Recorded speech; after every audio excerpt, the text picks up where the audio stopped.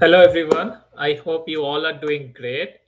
And thank you for tuning in today's video. So, today, um, I'm going to take a little detour of our traditional IBM B2B integrator software and how it is installed, right? And then a different business model of delivering or using Sterling Integrator, right? And I'm also going to give you all a homework after this session so that for the next session, we all are ready, right? To kind of understand what I'm trying to convey. Now, let me share my screen real quick.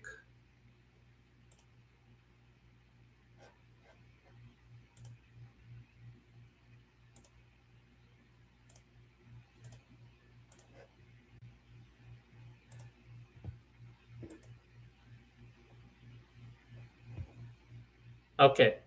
So, in today's session, what we are going to discuss first is a very basic uh, concept called SaaS or software as a service. And I'm going to come back, right, why we chose this topic for today's session.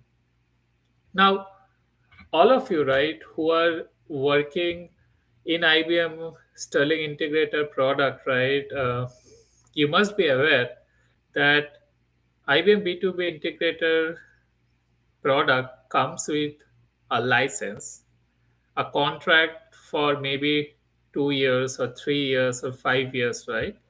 And the company who is going to buy that product has to pay upfront money, right, or licensing fees to IBM as they are the software provider to purchase the licenses, right? Now, after they purchase the license, what they do is they need to provision the infrastructure, right, in their own um, um, premise, right? It can be on premise, it can be cloud, right? Wherever it is, the customer has to make sure that they have the resources, the infrastructure, right? The servers, the operating system running on top of that, right? VMs and all that, and then on top of that, they take that software, they use the license, and there's processes around that to ensure that it meets the prerequisite of installing the software within their infrastructure. And then they go through that entire process of installing, which is itself a very tedious process of installing software, right, in the infrastructure. And then on top of that, they have to manage and maintain an operational, operations team, right, to manage all the software, right, like Sterling Integrator stack. There has to be an admin, right, who is actually restarting like the application when needed, has to maintain, manage all that, maybe do some patching if there are new patches, has to ensure the infrastructure, the CPU, the memory, the database, everything is properly running and appropriately provisioned, right sized. And if there are any performance issues, they need to identify. So, lot of operational overhead to manage and maintain. On top of that, let's say you have customers, right, and they're paying for this license for a given set of time to IBM, right? And they might have some spiky session, like maybe few months. Okay, they receive a lot of uh, these transactions where they're using heavily the product, whereas maybe at some point in a year, right, where they don't have any significant business, they don't receive as many messages, so that they use Sterling Integrator to translate and transfer the files, right? And then on top of that, like maybe during peak business hours, okay, you might have some good usage of the software, but then during non-business hours in a given day, the servers are just sitting there, and the software is running on top of that. ideally, right? So it's a waste of resources, both hardware and software, and there's money to that, right? To do all that. So it's like lost opportunity for the customer.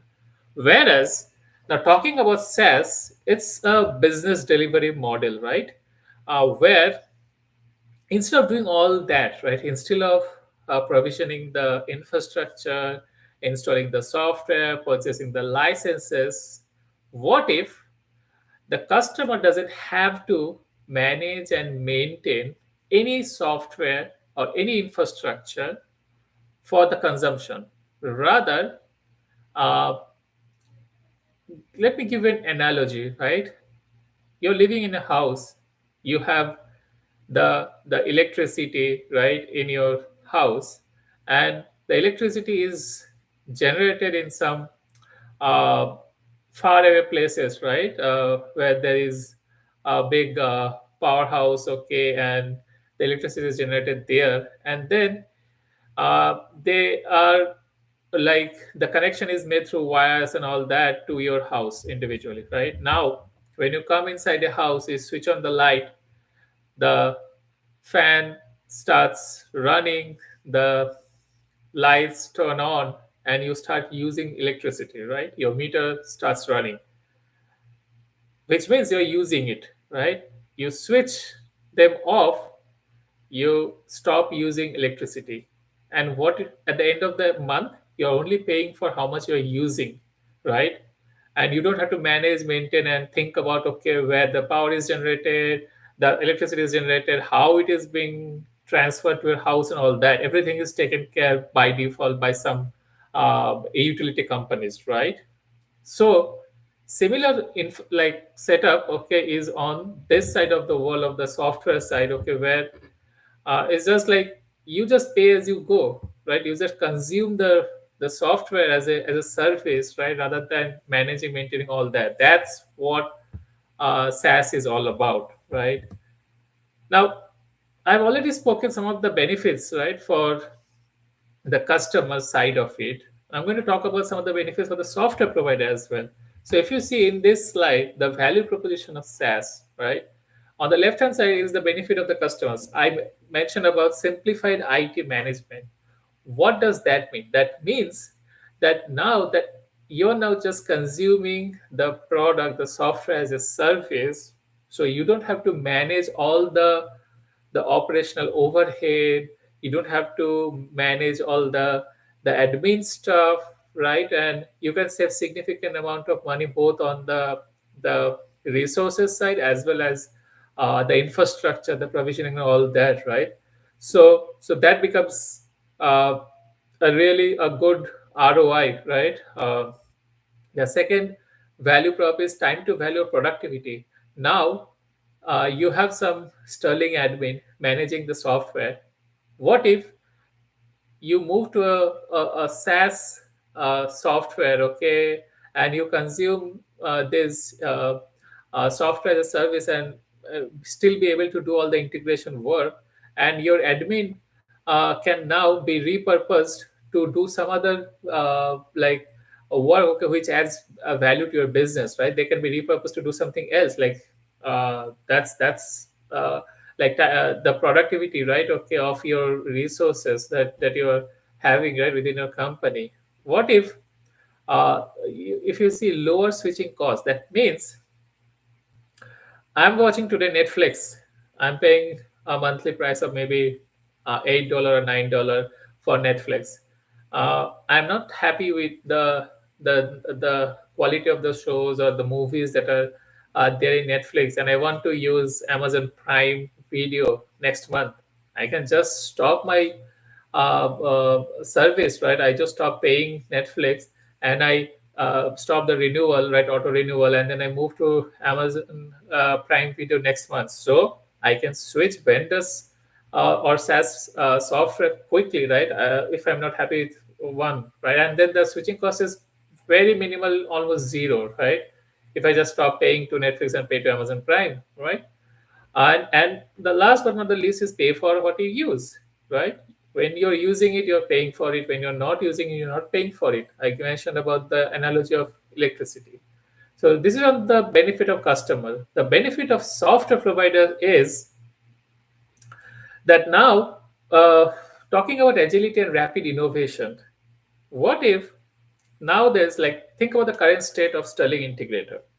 So it's a very big monolithic product, right, which has a lot of features built within that, right, a lot of modules and everything. And tell me how often you see you get a new version of Sterling Integrator right now, based on your experience.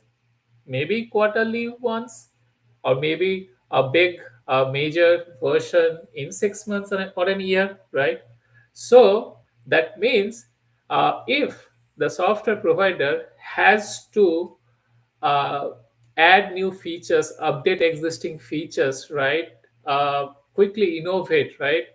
It really takes time for them to do all that work and be able to roll that out to all the uh, customers who are using that software. Because uh, even if they release the software, right, with a newer version, not necessarily every customer is going to upgrade right on time. Maybe someone is running on a very older version, they haven't upgraded to the newer version. So let's say IBM as a software provider has to still support the older version and still be able to release the newer version. So they will have to support the uh, the customer support, the software support team has to still support the older version, right? If there are any issues, they can raise PMRs, and they should still be able to support that, as well as they have to support the customers who are on the newer version, right? So they have to manage and maintain all the versions of which are right now running on the custom premise, right? So that's just the opposite of agility, right? They are not easy, right? They take time and effort and resources, right?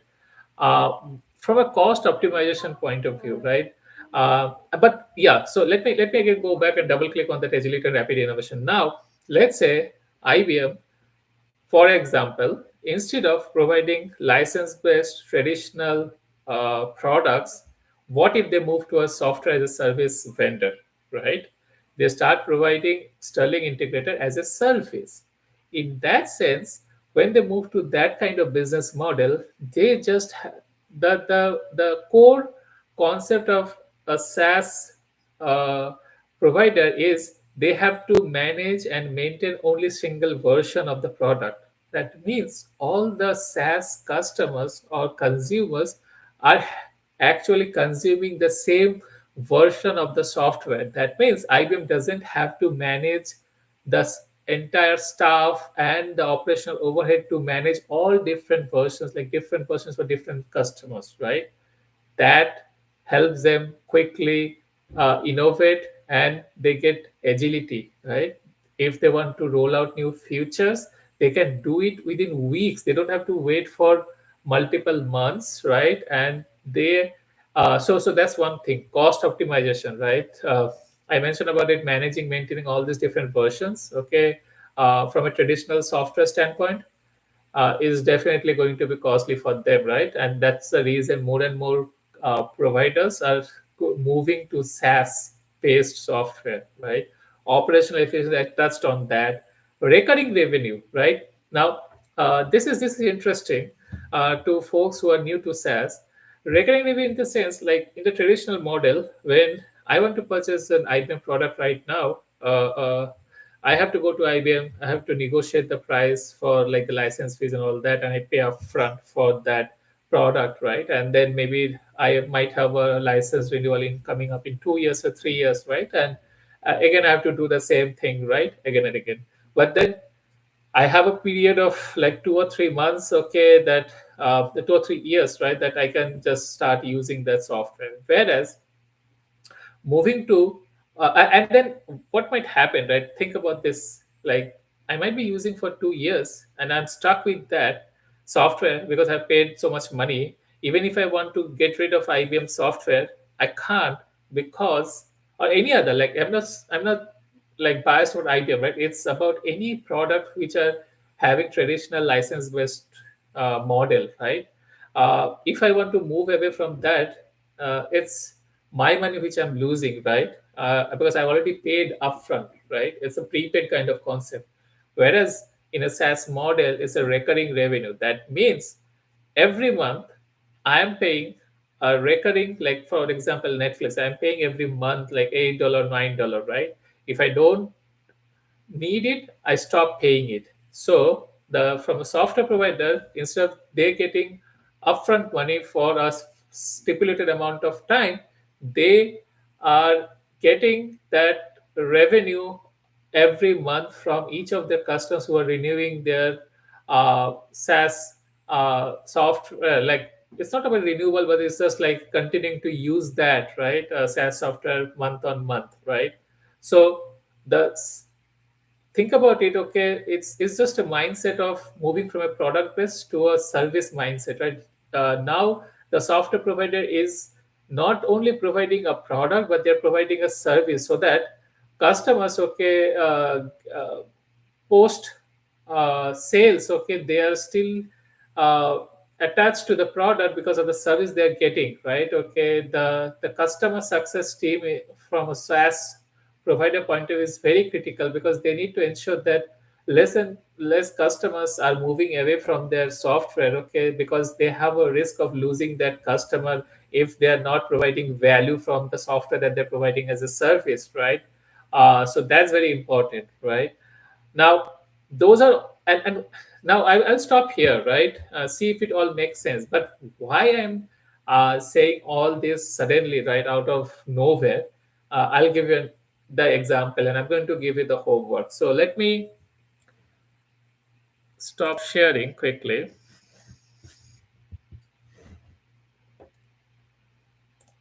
and then let me reshare my screen again.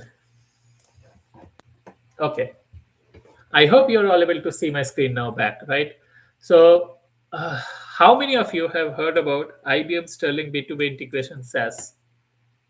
I am pretty sure not many of you, right? And even not me until few weeks back. I would suggest, like, I'm going to give this link in the uh, comment section, right? Or maybe in the description, I'm going to give you the link to this page. Slowly and steadily, what I'm seeing, that IBM is repackaging their existing software, which is a license-based product, and slowly moving to SaaS-based model, where think about the future, a day will come where you no longer, or you as a customer of the Sterling B2B integrator, will no longer have to install, manage, maintain all the software stack and the hardware stack supporting that in your infrastructure. Rather, you all consume or use this product as a service, whereas IBM is hosting the entire infrastructure of the Sterling B2B integrator stack and providing that as a service. That way, the operational the operational efficiency will definitely increase. The operational overhead will reduce. And think about it, in this kind of world, what if you're still able to create your own maps, execute them, test it, and upload them? And also, you get a very nice view of all your transactions from a single pane of dashboard, all that from your web browser, right? What if you use this link, try it free? There's a 30-day free trial. There's some very good information about what exactly is IBM B2B Sterling Integration SaaS Data Exchange, right? And some of the benefits. What I did, I created a free trial as well. So this is your homework, right? I was mentioning about a homework. Go and try it out, right? Very interestingly, there are very few critical sections, like the business transaction intelligence, which actually gives you an end-to-end view of all your transactions. There's a configuration hub. This is very interesting. I would like people who are into mapping, right? Go over here. It's going to open a new window, and then interesting thing is here you can actually upload your map, You can test your map. There are some sample maps already given here for you to try it out. So if you see, like, there's some existing trial map. If I click on them, right, I'm gonna show you this. You can actually look what it's gonna look like. You can actually download the mapping requirement specification document. You can download the source map, the compile map, the input file, the output file, all that, right, from a single pane. And and then, like, from so you can use this console, right, to do all that. The other good thing is, like, if I go back to the mapping test tool, right? You can even create a map in your local, and you can upload your compile map, your input file, and everything. You can test it. You don't need a server which is running in your own infrastructure, because the server is already there that IBM is managing in their infrastructure. All you need to do is you need to use your Sterling map editor, for which I've shared the mapping uh, uh, tool right earlier to a few folks who requested me. You can create your map, and you can use this test tool to test your map as well. You don't need a server, right? So very interesting, right? I would say explore this. There are some nice videos on the right hand side what exactly this is, but this is the future, right? If anyone wants to stick to IBM Sterling Integrator, they need to learn this new delivery model of like using like SaaS products, right? This is very interesting. That's the homework for today. I hope this was useful to all of you. If you have any questions around SaaS specifically or this product, as and when I'm also learning, I will also share as much as possible. But I would like to hear from you. What do you think after going through this free trial and your understanding about this product? And any questions, we can have like a discussion, right, using the comment section as well. So I hope this was useful. Feel free to comment, and I'll see you in next video. Thank you.